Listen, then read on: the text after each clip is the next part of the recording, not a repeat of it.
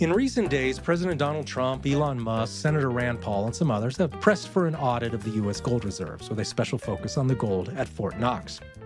This is perfectly reasonable, given that the U.S. gold reserves, which are the property of the U.S. Treasury and not the Federal Reserve, by the way, have not undergone even a partial audit in at least 40 years.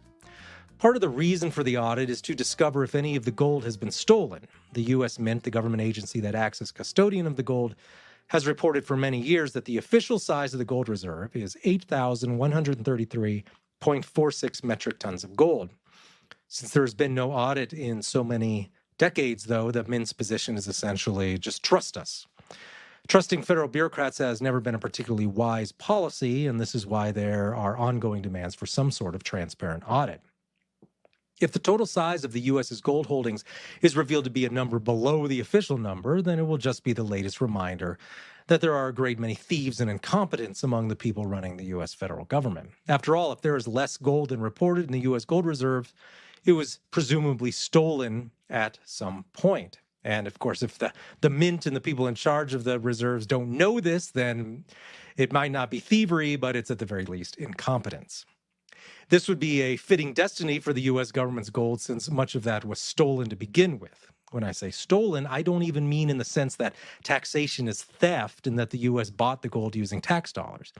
In truth, the way the U.S. Treasury acquired much of its gold hoard is even more underhanded than ordinary taxation. Rather, it is likely that most of the gold at Fort Knox, as with the U.S. regime's gold in general, is gold stolen from ordinary Americans as a part of Franklin Roosevelt's efforts to end the gold standard and confiscate private gold holdings in the United States.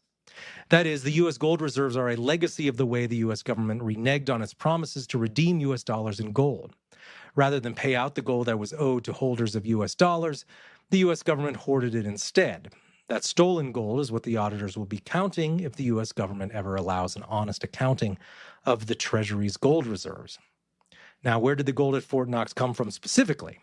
In his 1994 article for the Journal of Economic Education, economist William C. Wood writes that the Fort Knox depository is now an artifact of gold standard days.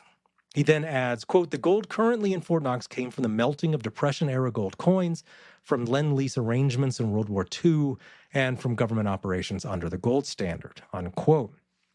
That reference to Depression-era gold coins is telling.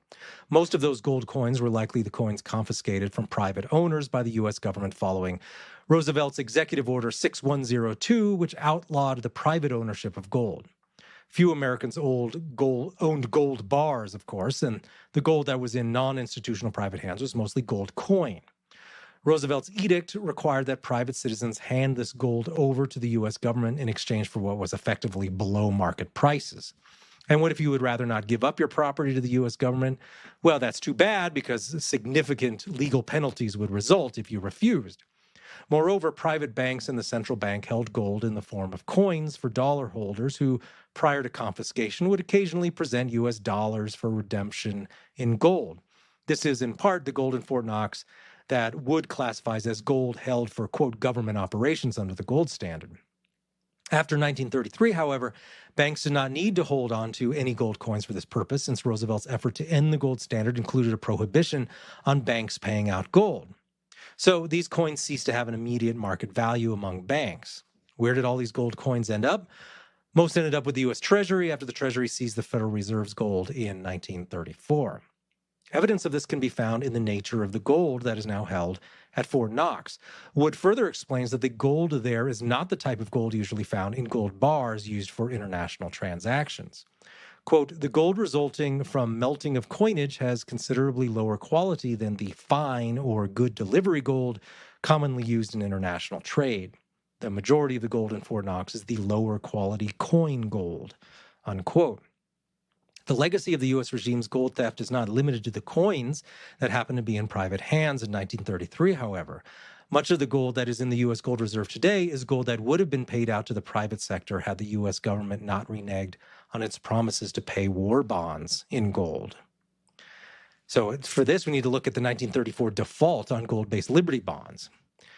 And we can see this this comes up every now and then when there's a debate over the so-called debt ceiling and not paying the debt on time. When that happens, we see various servants of the U.S. regime like Jerome Powell or Janet Yellen claim that the United States has never defaulted. And this is a lie. Arguably, it was a default in the broad sense when Roosevelt's regime refused to make good on its obligations to dollar holders under the gold standard. The U.S. also defaulted in a formal and legal sense, though, when it refused to pay its World War I Liberty bonds in gold as promised. Specifically, in 1934, the United States defaulted on the Fourth Liberty Bond. The contracts between debtor and creditor on these bonds was clear. The bonds were to be payable in gold. This presented a big problem for the U.S., which was facing big debts into the 1930s after the First World War. This is described by John Chamberlain, who notes that by the time Franklin Roosevelt entered office in 1933, the interest payments alone were draining the Treasury of gold.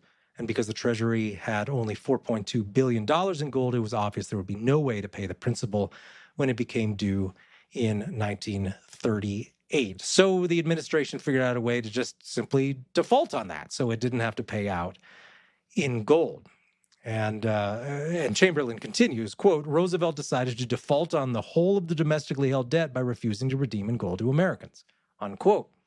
In other words, thanks to its profligate deficit spending, the U.S. government is running out of gold by the early 1930s. So the regime defaulted on the gold bonds. The gold that would have passed into private hands was instead hoarded by the federal government and declared off limits to the public.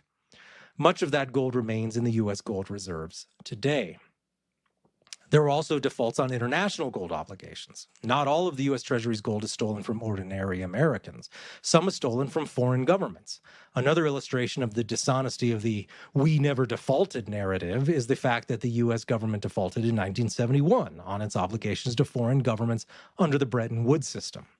That is, rather than pay what was owed to foreign governments in exchange for gold under that system, the U.S. government once again decided to steal this gold and simply said, tough luck to everyone with a legal claim to the gold. Or, as Treasury Secretary John Connally said at the time, the dollar, quote, is our currency, but it's your problem, unquote. He was speaking to foreign governments that were trying to get its gold that it had a legal right to. So the U.S. gold reserves are very much a legacy of all these lies of the past. And the gold reserve was never supposed to be a static, untouchable hoard of the U.S. federal government as it is now. It was supposed to be there for Americans and other users of dollars who traded in their dollars for gold. Gold was supposed to flow in and out. Then the U.S. government slammed the doors of the federal gold vaults shut and declared the gold is all ours forever. Ours meaning the government and not the American people. Like most everything else the U.S. government owns, quote unquote, the gold in the U.S. gold reserves is there due to many years of lies, gaslighting, and deception. The gold is there because the U.S. regime defaulted on its debts and reneged on its promises to back dollars in gold. If a true auditing team is ever allowed to actually examine the U.S. regime's gold, it will be examining the evidence of crimes from long ago. The auditors will be counting the gold stolen from our ancestors to enrich the state and its friends.